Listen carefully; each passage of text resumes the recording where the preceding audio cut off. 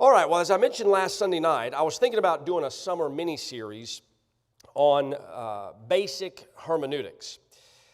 And I sort of test drove it with a lesson on how to interpret the law. And it went okay, I guess. I had several comments, even from people, some from people watching online, about how enlightening it was to them and how helpful it was and so on and so forth. But in my personal opinion, it didn't really come off that well. And so I thought, forget it, I'm not going to do that. But as I reflected back on it, I got to thinking maybe a big part of the problem was that I didn't start at the beginning. That's kind of a problem, you know. Maybe that was the problem. So maybe I was just assuming too many things that I haven't formally taught yet. So I'm going to try it one more time. And so we'll see how it goes tonight. If it doesn't go good tonight, we're going to quit. But it's going to go good. I have a good feeling. So this is going to be our task tonight. I want to introduce you this evening to the basic building blocks of biblical interpretation. Let's stand together, please, and open our Bibles to 2 Timothy chapter 2. 2 Timothy chapter 2, and read a verse everybody knows. Surely you know this. If you don't, I want to encourage you to memorize it. This is a good verse. In our business, in my business, this was required. You were required to know this. Look at what it says. Paul's talking to Timothy, and he says, study. 2 Timothy 2, chapter 2, verse 15. I knew where I was going, but you don't. Amen. Look at verse 15. Chapter 2, verse 15, Paul says, study to show thyself approved unto God. Look at this. A workman that needeth not to be ashamed, rightly dividing the word of truth. Man, just a great verse. Let's pray, and then we'll preach to you a message on the introduction to hermeneutics. Lord, we love you, and we're so thankful for your word. Help us to understand it. God, I want our church more than anything else. I want us to be in love with your word and be capable of understanding what you're doing, what you want from us when we read it. I don't just want it to be an exercise of sheer discipline and willpower that I can force my way through it, but rather I want us to be able to feed ourselves. I want us to be able to interact with the text and come to know you in the way that we ought to. God, one of the reasons that the dark ages were dark is because men they were shut out from truth. The Bible was taught in Latin. People were kept away from it.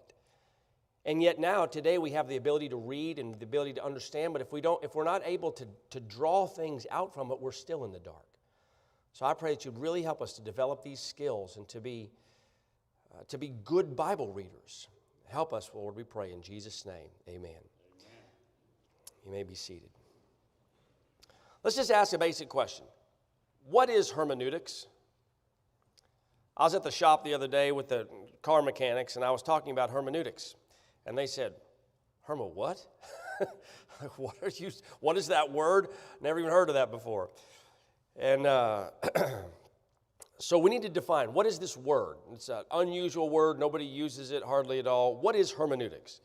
If you go online, look up Webster's dictionary, you'll see what it says. Webster defines hermeneutics as, quote, the study of the methodological principles of interpretation, particularly the interpretation of the Bible. All right, so it's the science of interpreting a text, any written text, but in particular, how to interpret the Bible. Okay, that's what it is. Well, as you can imagine, with a name like that, hermeneutics, it just sounds weird. This is a complex and difficult task. Hermeneutics is not easy. Okay, Paul brings that out right here in this verse we just read when he uses this word study. Right, the Greek word here is the word spoudazo, and in this context, it literally means to take pains, to make every effort, to be especially conscientious. That just sounds tedious and difficult, doesn't it? Well, that's because it is. Beloved, as I taught my Sunday school class once, the Bible is it's like a vast mine, a deep mine of spiritual truth, but not everything that people pull out of it is gold, okay? To get the real treasures out of the Scriptures, we have to learn how to observe very carefully, how to think theologically, and how to apply the Bible faithfully. Yesterday, somebody was sending me notes about Israel and America getting involved in Israel's bombing against Iran. And people were saying, we're supposed to love our enemies, not bomb them, and all this other kind of stuff. And I couldn't believe it as I read it. Because the level of stupidity was just so high, so staggering, I could not believe it. I'm telling you, people are not being taught how to think properly about the Bible. They're making no distinctions between state-level actors and individuals and the distinctions that God makes between the different people. They make no distinctions between the covenants. They make no distinctions between testaments. It's crazy. Okay? We just can't do that. That's not helpful to anyone. In fact, it's very dangerous to everyone who thinks that way and to the people who listen to them. Okay? We need to think carefully. We need to apply faithfully. Unfortunately, most people don't do that. Whether through ignorance, which I think is a huge part of it, or through malice, which there are many people who have evil intentions and want to use the Bible for nefarious purposes. But no matter what the reason, many people are very poor Bible readers. And by the way, this is not a new problem. You remember that all the way back, Satan quoted Scripture. Satan quoted Scripture out of context. By the way, a text without a context is a pretext. You got to be very, very careful. The Pharisees, they read the Bible every day, didn't they? Most of them had much of, if not the entire Old Testament, memorized. The Pharisees searched the Scriptures daily, but they missed the Messiah because they weren't reading it properly. And Jesus asked, he says, what is written in the law? How readest thou? He cares about how we read the Scriptures. Christians today will quote verses like Jeremiah 29:11 as a graduation verse without realizing it was written to the exiles in Babylon. Friend, that's what happens when we treat the Bible like a fortune cookie instead of God and His structured, contextual, unfolding revelation. The Bible's not a fortune cookie. You don't just get to pick out which pieces you like and apply them to whatever circumstance you want. That's not how the Bible functions. Just because a verse sounds inspiring does not mean that you've understood it correctly. I can do all things through Christ, which strengthens me, and we chant that before we go out to play football. Listen, that's not what it's about. If you go out in this thy strength, you're going to get crushed like a bug on the football field. Hello? That's not how it works. We all bring assumptions to the text, and we all tend to cherry pick verses. We often ask the wrong questions. I've heard so many times people saying, they'll go to a Sunday school class and they'll say, read a text and say, now what does this mean to you? Like that matters. I don't care what it means to you. That's not the right question. The question is, what does it mean?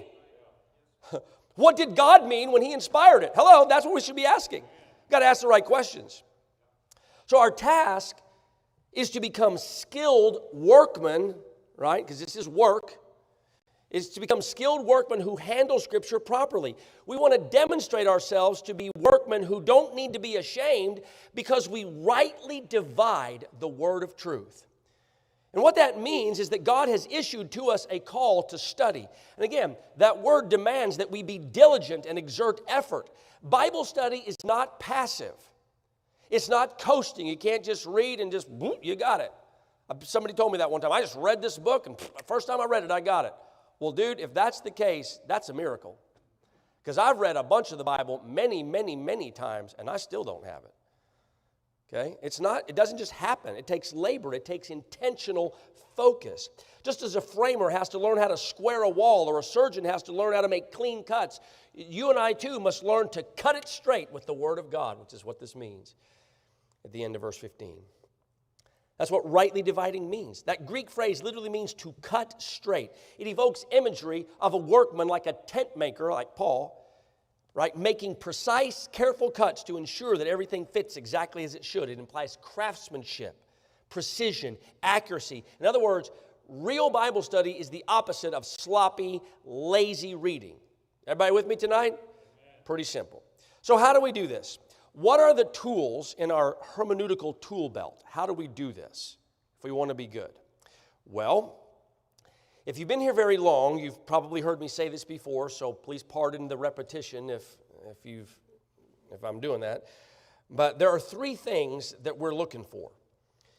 These things are called the subject, the complement, and the world in front of the text. The subject, the complement, and the world in front of the text. All three of these are important. One is supremely important. Let's start with the subject.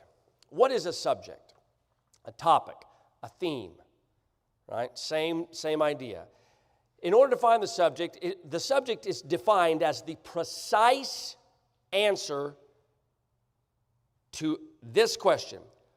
What specifically is this passage talking about? What specifically is this passage talking about?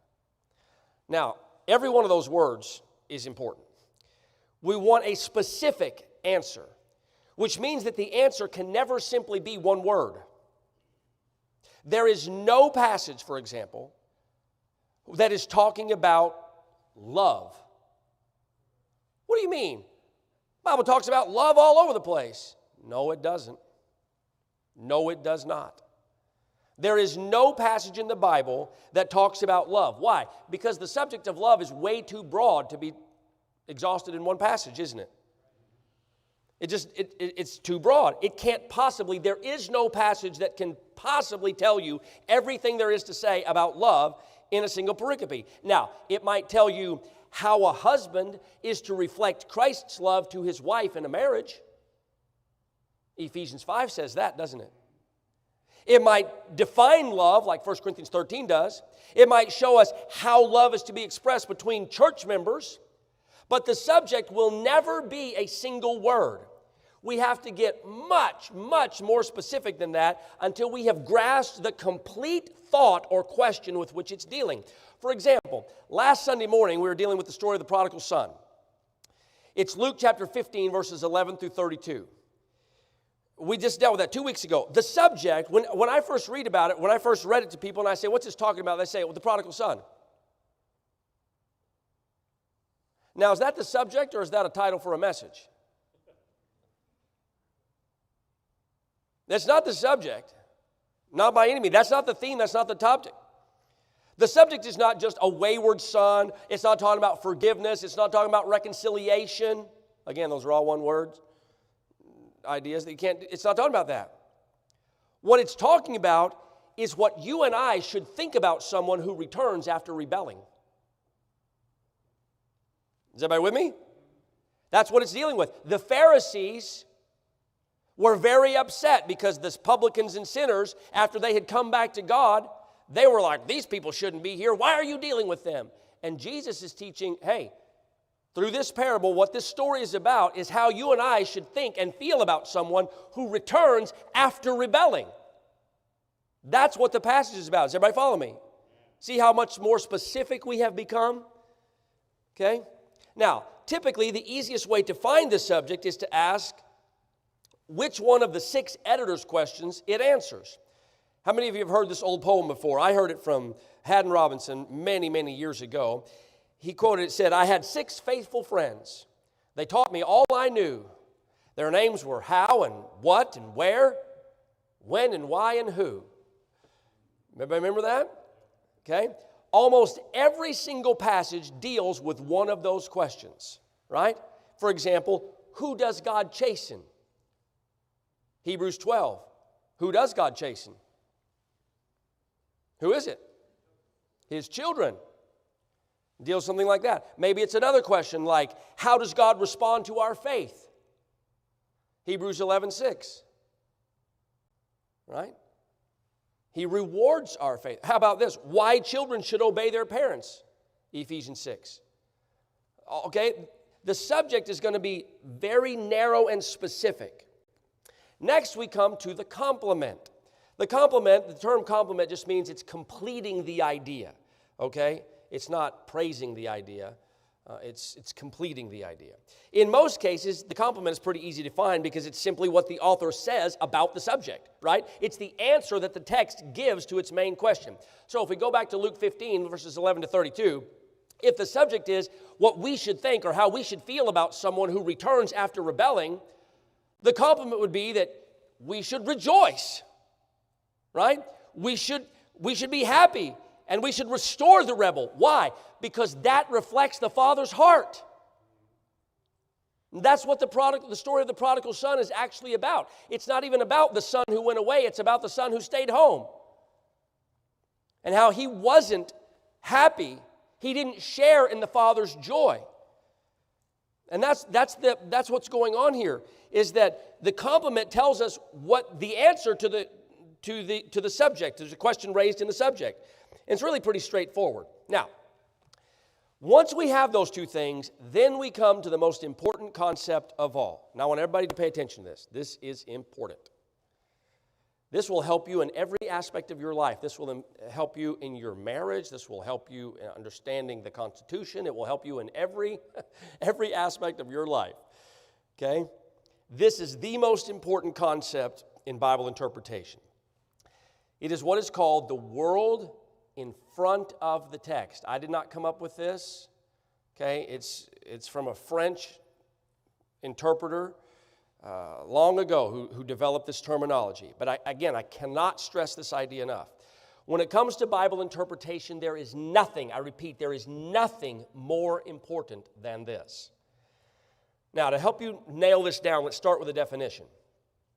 The world in front of the text is defined as what the author is doing with what he is saying. What is the author doing with what he is saying? Right? It's the agenda. It's what he's hoping to achieve. And in some cases, it's very simple. For example, if I have the congregation standing after we've read the text and I say, sit down. Well, my goal is obvious. What do I want you to do? Be seated, okay? Now, even here, there's more going on than meets the eye. Because I'm inviting you by saying you may be seated. I'm inviting you to adopt a comfortable posture so that you can listen and pay attention, right? There's even more going on than just sit down, okay? But think about it this way. What if I said the exact same words, sit down, to a guy in the row in front of me at a baseball game?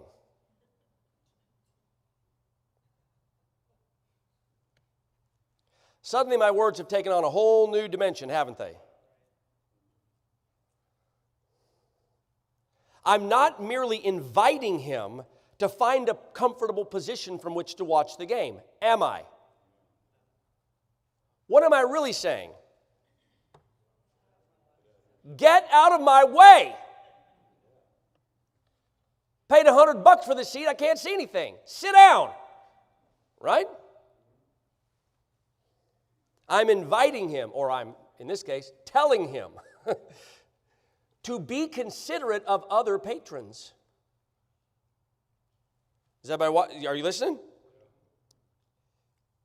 And so in that sense, my words carry a surplus of meaning. There's more going on than simply the dictionary definition of my words. They carry a surplus of meaning. They don't simply tell him where to place his bottom. They tell him what kind of world is appropriate. Right? And what kind of world is appropriate?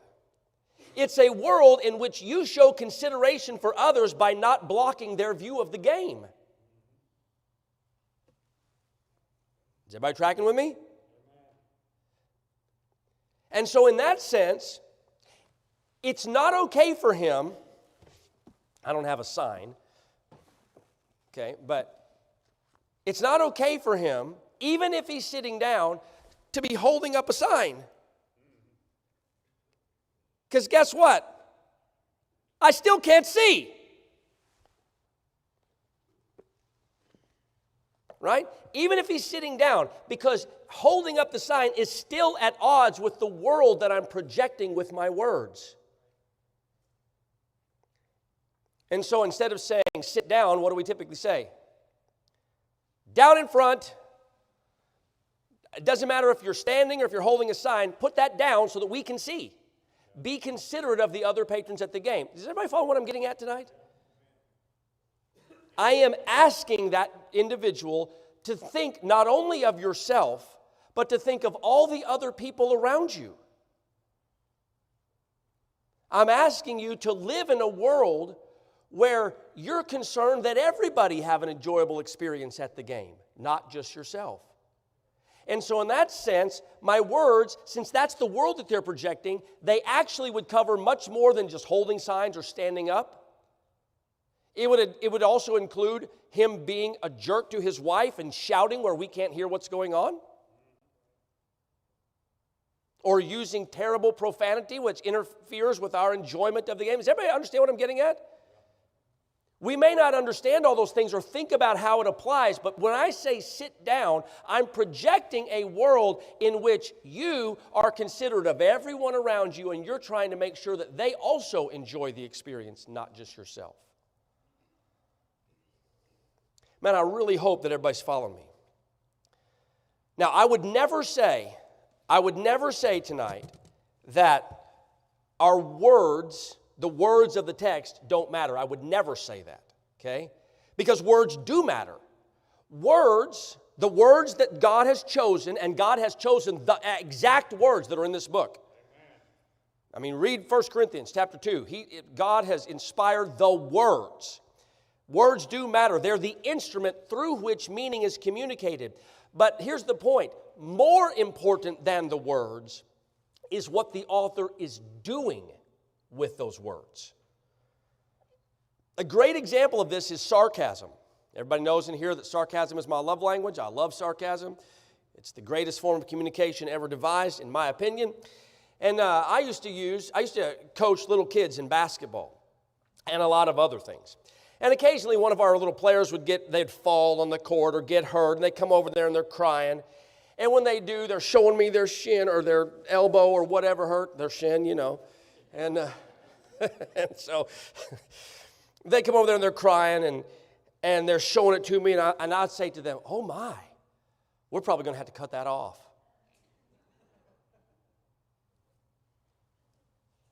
Now, beloved, what am I doing with my words?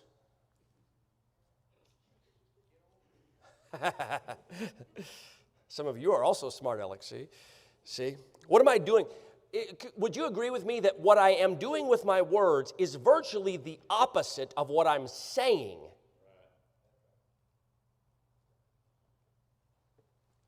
Right? At the semantic level, the sense of the words, my words indicate that amputation is imminent. But what I mean is, it's no big deal. Rub some dirt on it and go back out there, right? Yeah, you're going to be fine. What I'm really saying is, dry it up, dude. Hey, we're in 3rd grade now. It's time to grow up. Okay. Get out there and play. Friends, texts do the exact same thing, okay? Now, they don't always, and perhaps they don't even often mean the opposite of what they say. Okay? That's not always like that. But there's almost always a difference between the semantic meaning and the pragmatic meaning. Right? Texts say one thing and they do something else. Okay? And yet, they accomplish their task using the words that they say. The world in front of the text, in other words, is tied to the text so that you cannot understand what the author is doing until you understand what he is saying. Does everybody follow me? This is why you have to work on the subject and complement. You can't figure out the world in front of the text until you first know what the author is saying. What's the passage saying? You got to get that first. Nevertheless, our goal is always to understand what he is doing with those words. Another example would be the old axiom. How many of you have heard this before? Birds of a feather flock together. Semantically, at the word level, right, that phrase makes a statement about the social behavior of birds. But does anybody in here think it's talking about the social behavior of birds? Of course not. Pragmatically, what the author is doing with those words is he's trying to teach us the concept of guilt by association. Right? And hence, what that phrase, the world that phrase projects, the world in front of that text, is one in which you and I are careful to stay away from questionable company. You follow me? If I have grasped what the author is doing with those words, then I want to say, hey, I don't want to be associated with that. And stay away from questionable company. Man, I hope you're getting this. Let's go back one more time now to our sample text in Luke 15, story of the prodigal son. If the subject was what we should think about someone who returns after rebelling, and the compliment was, well, we should rejoice and restore the rebel because that reflects the Father's heart, then the world that the author is inviting us to live in is one in which repentance is always welcome and grace is scandalously joyful. Are you with me? That's what Jesus wanted from the Pharisees. Instead of them griping and moaning about he receives publicans and sinners, he wanted them to say, he receives publicans and sinners. He wants them to be joyful about this and to celebrate God's grace and to see that they themselves are in need of grace.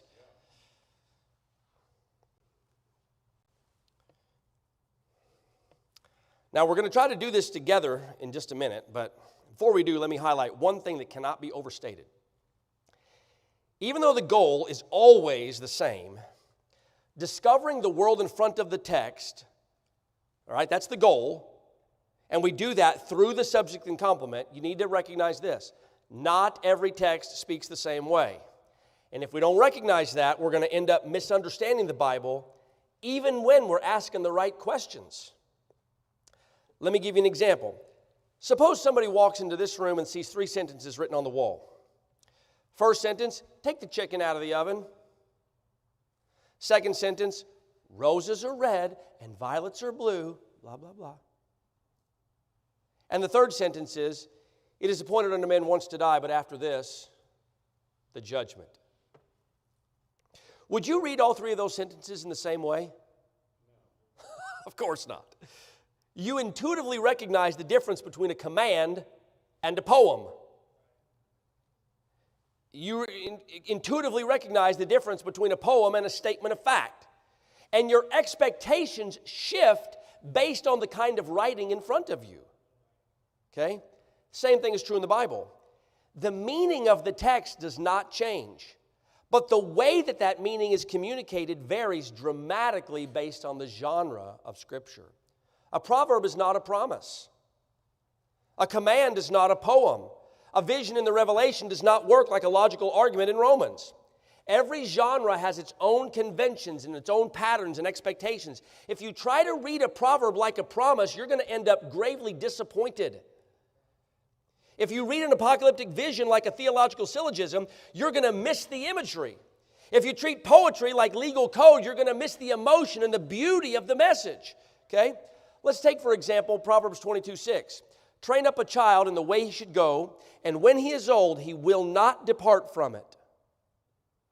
What's the genre? It's a proverb, isn't it? It's part of wisdom literature.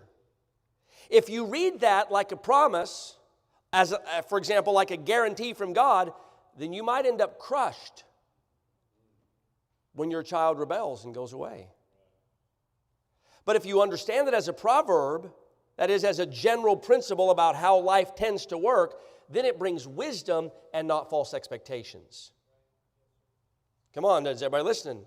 And I can tell you hundreds of people who have made that mistake with that verse. Suppose you're reading the Song of Solomon. If you go into reading the Song of Solomon, which is actually a celebration of the beauty of sexual love in marriage, okay? If you go and reading expecting a list of doctrinal truths, you're going to be bewildered. Like, what is this? Okay? Because it just doesn't work that way. It's poetry. It's rich in metaphor and imagery. It's not a bullet point list of doctrinal statements. Okay? And this is why genre matters. It's not just a side detail. Genre is one of the most important interpretive keys that you can use because it governs the tone, it governs the structure, it governs the intended effect of a passage. It shows you how the subject and complement are expressed and how the with it, the world in front of the text, emerges from them. So even though every passage of Scripture has one and only one meaning, that meaning comes through different vehicles. And we have to know how to drive each one. Genre is not just a background issue, it is the shape of the message. It's like the difference between a sculpture and a song. Both are beautiful, right? Or can be. Both are powerful. But you don't experience them the same way, do you? Not at all. And that's why as we continue in this series, if we continue in it, we're going to look at each one of these major biblical genres and learn to ask the right interpretive questions in genre-sensitive ways, because God didn't just give us one kind of writing. He gave us a bunch of kinds, and He meant for all of them to be read well. Okay, so now let's practice together. We're almost done. Open your Bibles to Psalm 131. This is actually our text for tonight, and we'll see how well you have listened. The problem couldn't be on my end. It's got to be on your end. Psalm 131. Short, sweet. Okay. 3 verses. Lord, look at what it says.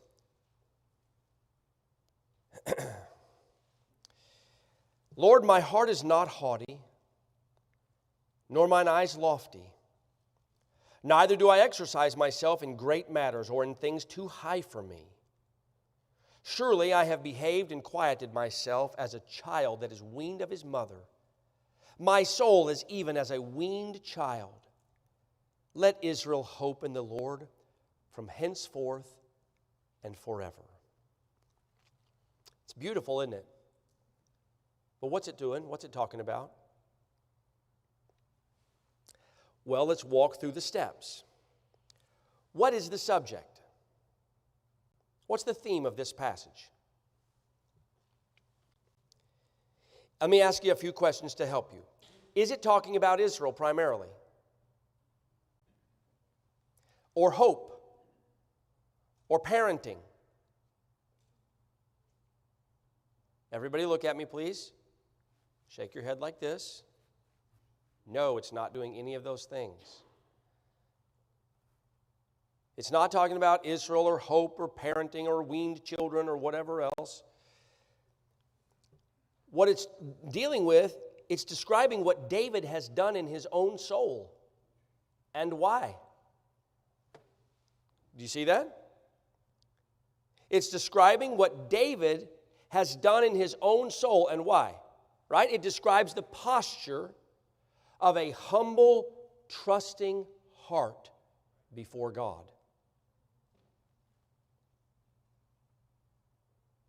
To go back to the editor's questions, the 6 questions I gave you, this is specifically about how a humble, trusting heart positions and expresses itself before God.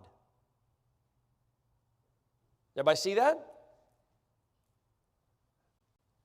We can unpack it more slowly if we need to, but that's what's going on. It's talking about how a humble, trusting heart positions and expresses itself before God. Now, let me ask you this question. What does it say about that?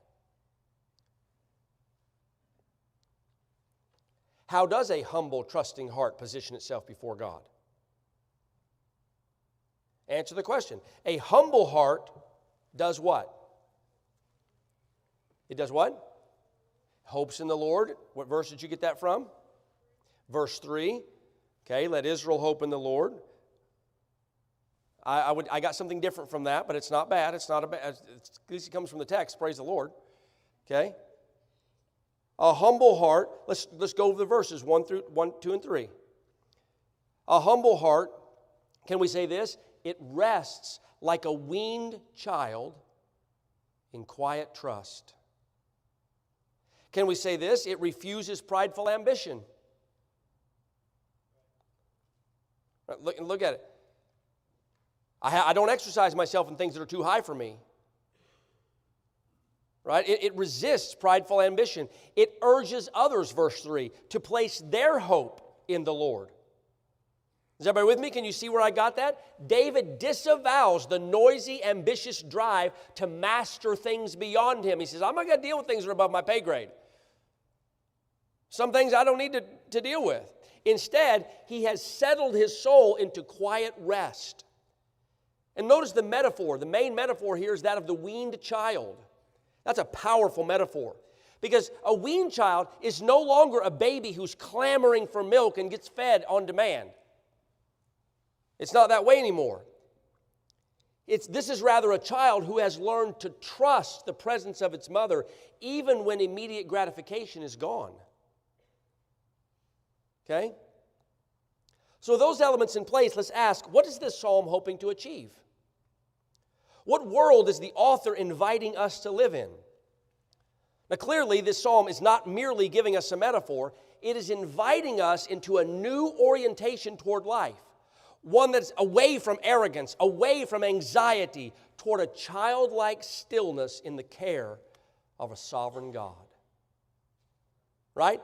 In the ideal world that is envisioned by this text, God's people, that is you and me, we stop striving to control things that are beyond our ability, that are above our pay grade. We don't worry about that. We stop grasping for things that are beyond them, and instead we just settle into quiet trust. Lord, there's a lot of things going on in the world that I can't do a thing about. I'm going to trust you. Is that appropriate for today's headlines or not?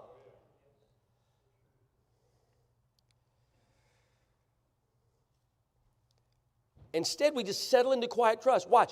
We reject prideful ambition and we learn to rest like a weaned child in the loving presence of our God. And we urge others to do the same. That's pretty good, isn't it? Now, if we had stopped at first impressions, we might have seen this as a sweet parenting moment, or somehow a call to childlike faith, or a psalm about Israel.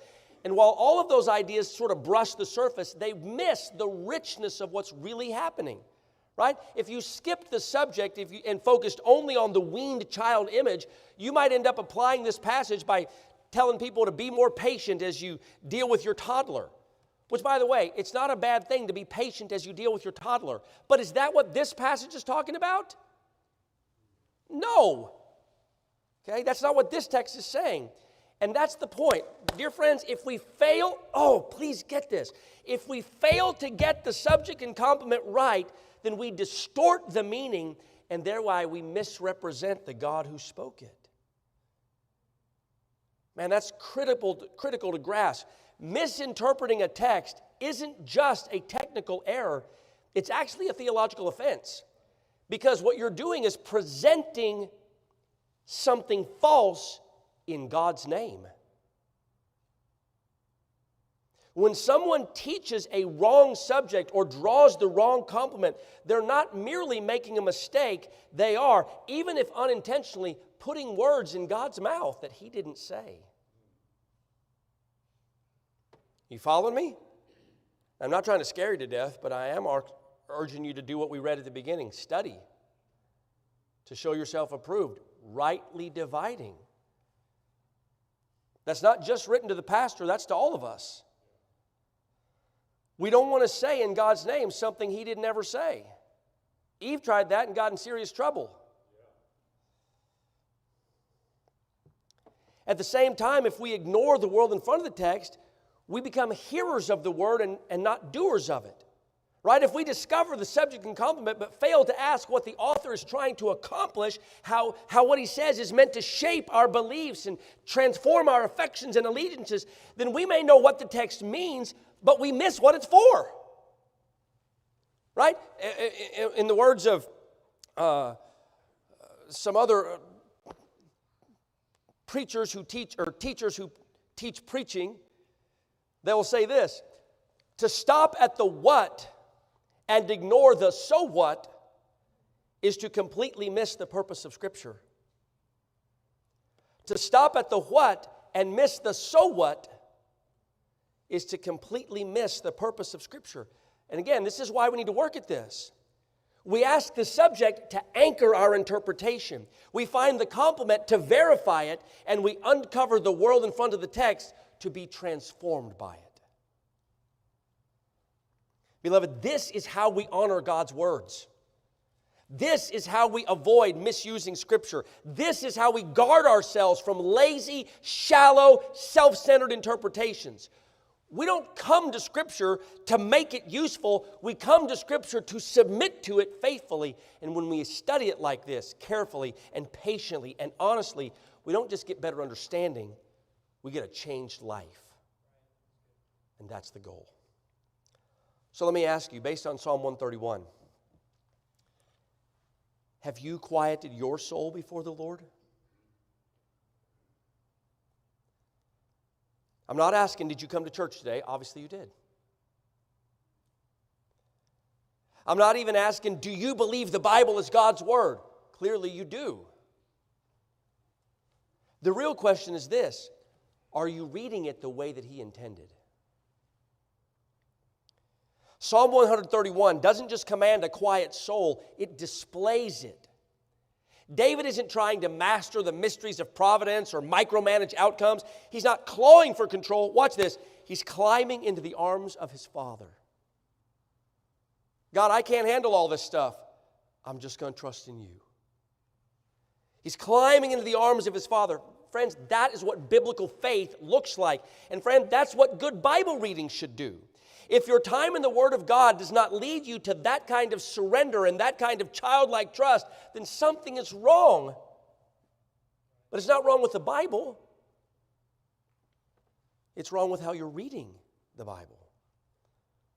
Aren't you ready tonight to let the Word of God do what it was always meant to do in your life? Aren't you ready for that? Aren't you ready to see how it can to shape you and change you? Don't you want to be able to respond to Him properly? If so, then I would encourage you to start right now with a commitment to handle the Word of God properly, or at least as best you can. Okay? Not lazily, not casually, but carefully and reverently, so that what God says actually begins to transform who you are. And that's really the invitation tonight. Not to master the text, but rather to be mastered by the God who wrote it. Let's all stand together, please. Lord, I thank you, God, for tonight, and thank you for your amazing word. And I just look around and I think about all the things that are going on in the world around us, the wars and the fighting and the politics, and there's so much stuff. And God, it's so far beyond us. We don't even know what's real anymore. We don't even know if what we're hearing is true. We can't change it.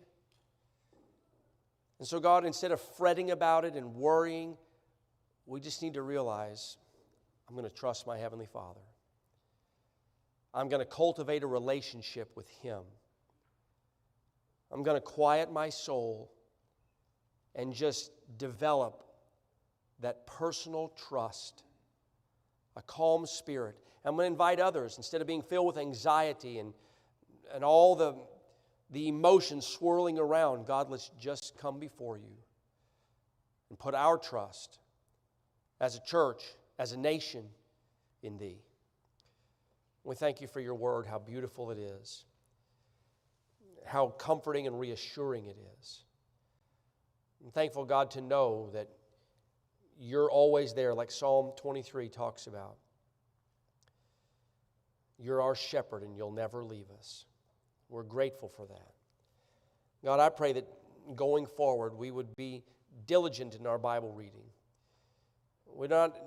No one ever masters this stuff. We're not saying we can't make mistakes. That's why we study together, so that we're not isolated. We don't go off into our own little, private interpretation of things that is devoid of of context or whatever, we stay together so we can sharpen one another. Make sure that we find out our mistakes. God, that's one of the great benefits of being a church family. I thank you for your word. I thank you for the opportunity to even have it. I was recently on vacation, and I just remember seeing the Gutenberg Bible and remembering how that absolutely transformed the world when we had people who had never seen it before finally had access to their own copy of your word. And God, it brought light into the darkness. It began to change the world. It led to the Enlightenment. And God, when I just think of the privilege of having your word at my fingertips every day, I've got more copies of it than I know what to do with. But it's not enough just to carry it around. We have to be in it, read it, and be changed by it. I pray that you'll help us. In Jesus' name, amen.